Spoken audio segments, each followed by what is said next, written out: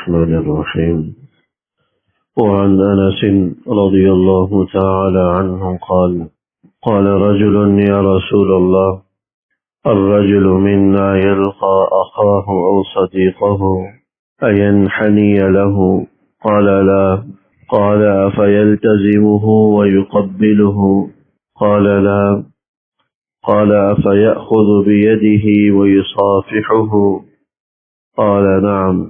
حضرت انس رضی اللہ تعالی عنہ سے حدیث مبارک منقول ہے، فرماتے ہیں کہ ایک دفعہ ایک شخص نے حضور نبی اکرم صلی اللہ علیہ وسلم سے دریافت کیا کہ الرجل منا یلقى اخاه او صدیقه اینحنی له، کہ جب کوئی شخص اپنے کسی بھائی سے یا کسی دوست سے ملتا ہے تو کیا ملاقات کرتے ہوئے اس کے سامنے تھوڑا سا جھک سکتا ہے یا نہیں جھک سکتا؟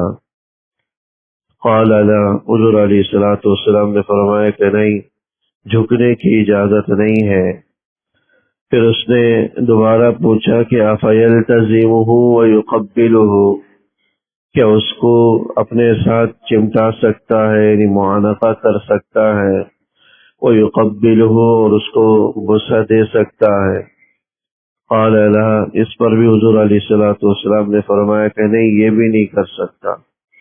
پھر اس نے دوبارہ دریافت کیا کہ افیأخذ بیدہ ویصافحہ، تو کیا وہ یہ کر سکتا ہے کہ اس کا ہاتھ پکڑ لے اور اس سے مصافحہ کر لے؟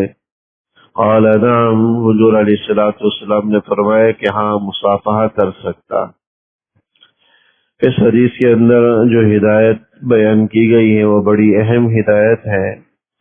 وہ یہ کہ جب کوئی آدمی کسی سے ملاقات کرے، کسی ہم عمر سے کرے یا کسی بڑے سے کرے یا کسی چھوٹے سے بھی کرے، تو ادب سلام کرنے کا ہے، سلام کر لے یا مصافحہ کر لے. لیکن سلام کرتے وقت اس کے سامنے جھکنا یا گردن جھکا لینا یا سر نیچے کر لینا، جیسا کہ آداب کی غرض سے کبھی کبھار کوئی چھوٹا بڑے کے سامنے سر جھکا رہا ہوتا ہے، کوئی شاگرد استاذ کے سامنے سر جھکا رہا ہوتا ہے، کوئی بڑے عمر کے شخص کے سامنے سر جھکا رہا ہوتا ہے. اسی طرح بہت سی کھیلوں کے اندر، بالخصوص جو مارشل آرٹ وغیرہ سکھاتے ہیں، کراٹے وغیرہ، وہاں تو باقاعدہ اسی کی ہی تعلیم ہوتی ہے کہ لوگ لڑنے والے ایک دوسرے کے سامنے پہلے جھک کر سلام کرتے ہیں. اس طرح جو شاگرد ہوتے ہیں وہ استاذ اور ماسٹر کے سامنے جھکتے ہیں باقاعدہ. یہ جھکنے کی کیفیت کے بارے میں انہوں نے سوال کیا. حضور علیہ الصلوۃ والسلام نے اس سے منع فرمایا. ایک تو جھکنا کمر کا جھکانا کہلاتا ہے کہ کمر بھی جھک جائے، تو اتنا جھکنا کہ کمر بھی جھک جائے اور رکوع کی کیفیت ہو جائے، یہ تو بالکل بھی جائز نہیں ہے، یہ تو بالکل حرام کے درجے میں ہے. ہاں، صرف سر جھکا لینا کہ رکوع کی کیفیت تو نہ ہو، سر جھکا لیا، یہ بھی شرعاً ناپسندیدہ ہے، کیونکہ صرف اللہ وہ واحد ذات ہے جس کے سامنے انسان سر جھکا سکتا ہے، پیشانی ٹیک سکتا ہے، جس کے سامنے رکوع و سجدہ کر سکتا. اللہ کے سوا کسی اور مخلوق کے سامنے سر جھکانا، کمر سیدھی کر لینا، رکوع کی کیفیت کر لینا، یہ بھی شرعاً جائز نہیں. تو جب رکوع کی کیفیت جائز نہیں ہے تو سجدے کی کیفیت کیسے جائز ہوگی؟ بہت سے لوگ اپنے پیروں اور مریدوں کے سامنے سجدے کی کیفیت کر لیتے ہیں، سجدہ ریز ہو جاتے ہیں، یا اس کے پاؤں کا بوسہ دینے کے لیے بالکل سجدے کی کیفیت میں چلے جاتے ہیں. اس کی تو قطعاً گنجائش نہیں ہے، قطعاً بھی اجازت نہیں ہے. اول تو پیروں کا اس طرح کا بوسہ دینا بھی شرعاً پسندیدہ نہیں ہے، اور اگر ضرورت بھی ہو تو اس کے لیے تو جھکنے کی قطعاً اجازت نہیں. یہاں تک کہ بزرگان دین تو اس کا بھی اہتمام کرتے تھے کہ اگر کسی بزرگ کے ہاتھ کا بھی بوسہ لینا ہے تو اس میں بھی جھکنے سے گریز کیا جائے، جھکنے سے اجتناب کیا جائے. تو یہ بڑی اہم ہدایت ہے، بچوں کو بھی اس کی تعلیم و تلقین ہو کہ سلام کرتے وقت سر کا جھکا لینا یا کمر نیچے کر لینا، سر کے جو ہے نا سر کو جھکا لینا، یہ وہ طرز عمل ہے جس کو شریعت نے پسند نہیں کیا، بلکہ اس کے بجائے السلام علیکم کی کلمات ہیں۔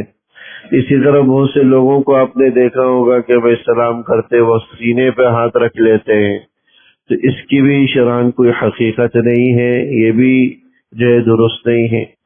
اسی طرح ہاتھ کا اشارہ کر لینا سلام کرتے وقت، اس کا بھی دین کے ساتھ کوئی تعلق نہیں ہے، بلکہ ہاتھ کے اشارے کو تو یہود و نصارہ کا سلام کہا گیا ہے۔ الا یہ کہ جس کو سلام کیا جا رہا ہے وہ دور ہے اور سلام کے کلمات وہاں تک پہنچنا مشکل ہے، تو سلام بھی کیا جائے، پھر ہاتھ کا اشارہ کر کے یہ بتلا دیا جائے کہ میں نے سلام کیا ہے، تو اس پر تو کوئی حرج نہیں۔ لیکن سلام کی آواز بھی پہنچ رہی ہے، پھر بھی سینے پر ہاتھ رکھ رہے ہیں، یا پھر بھی جو ہے ہاتھ کا اشارہ کر رہے ہیں، یا پھر بھی گردن جھکا رہے ہیں، سر جھکا رہے ہیں، تو یہ جو ہے شرعاً ناپسندیدہ بھی ہے، شرعاً ممنوع بھی ہے۔ حدیث مبارک کے اندر اسی سے ہی گریز اور اجتناب کی تلقین کی گئی، حکم دیا گیا کہ ایک شخص جب دوسرے بھائی سے یا دوسرے دوست سے ملے، اینحنی لہ، تو کیا اس کے لیے وہ جھک سکتا ہے، اپنی گردن جھکا سکتا ہے؟ سے بچوں کو دیکھا ہوگا کہ وہ بڑوں کے سامنے آداب کہتے ہوئے سر جھکا لیتے ہیں، آداب کے لیے خواتین خاندان کے بڑوں کے سامنے سر جھکا لیتی ہے تاکہ وہ سر پر ہاتھ پھیر سکے۔ تو یہ سب وہ طرز عمل ہے جس کی اس حدیث کے اندر ممانعات، گردن جھکانے کی اجازت نہیں مخلوق کے سامنے۔ یہ اللہ کی واحد ذات ہے جس کے سامنے آدمی جھک سکتا ہے۔ اینحنی لہ، تو کیا وہ اس کے لیے جھک سکتا ہے؟ قال لا، حضور نے فرمایا کہ نہیں، جھکنے کی بھی اجازت نہیں ہے۔ پھر اس نے دوسرا سوال معانقے اور بوسے سے کے متعلق پوچھا، تو حضور نے فرمایا کہ نہیں، اس کی بھی اجازت نہیں، کیونکہ معانقہ عموماً کوئی مسافر دور سے آ رہا ہو تو وہاں پر معانقے کی اجازت ہوتی ہے۔ عام حالات میں اگر یہیں پر رہتے ہوئے ملاقات ہو جائے تو صرف سلام اور مصافحہ ہے، معانقہ نہیں ہے۔ تو معانقہ سفر سے آئے ہوئے شخص سے ہوتا ہے، جو کہیں دور سے آ رہا ہے، سفر سے آ رہا ہے، تو اب اس سے معانقہ کر لیا جائے تو اس میں کوئی مضائقہ نہیں ہے۔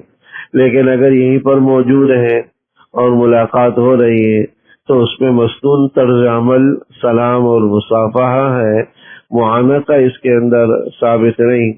اس لیے جب انصاف نے سوال کیا کہ کیا افیلتزمہ، کیا اس سے وہ معانقہ کر سکتا ہے، ویقبلہ، اور بوسہ لے سکتا ہے۔ ہاتھوں کا بوسہ لینے کی بزرگان دین کی کہ کسی بڑی عمر کی شخصیت کی یا والد کی یا والدہ کی یا کسی استاذ کی یا کسی بزرگ کے ہاتھوں کا اگر بوسہ لے لیا جائے یا پیشانی کا، تو اس کی بھی علماء نے اجازت دی ہے۔ لیکن کوئی ہم عمر ہو یا جو ہے اتنا قریبی تعلق نہ ہو تو وہاں اس سے گریز کرنا چاہیے، اجتناب کرنا چاہیے۔ اس لیے حضور علیہ الصلوۃ والسلام نے فرمایا کہ اس پر بھی کہ نہ معانقہ کر سکتا ہے نہ بوسہ لے سکتا ہے۔ پھر تیسری بات، افیأخذ بیدہ ویصافحہ، کہ کیا اس کے ہاتھ کو پکڑ کر مصافحہ کر سکتا ہے؟